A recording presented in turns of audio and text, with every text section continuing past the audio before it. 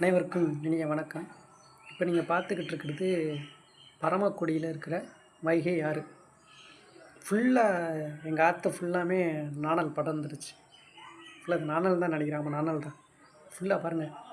ஆனால் இப்போ இந்த நாணலுக்குள்ளே தண்ணி போய்கிட்டு இருக்கு ஆற்றுல. இதுதான் ஒரு முக்கியமான விஷயம். ஃபுல்லாக நாணலாக இருக்கா, ஆனால் இதுக்குள்ளே தண்ணி போய்கிட்டுருக்கு. இது ஒரு பக்கெட்டு. அப்படி இங்கிட்டு கொஞ்சம் தள்ளி போனோம் அப்படின்னா அங்கே கொஞ்சம் நாணல்கள் கம்மியாக இருக்கும். இந்த நாணல் பில் வந்து கொஞ்சம் கம்மியாக இருக்கும். அப்படியே போய் அந்த சைடு பார்க்கலாம் வாங்க. இந்த 2 பெருசுக்கு சேட்டையை பார்த்திங்களா? இவன் உட்காந்து பேசுகிறதுக்கு வேறு இடமே கிடைக்கலையாம்மா. ஆற்றுக்குள்ளே தண்ணி போய்கிட்டு இருக்கு.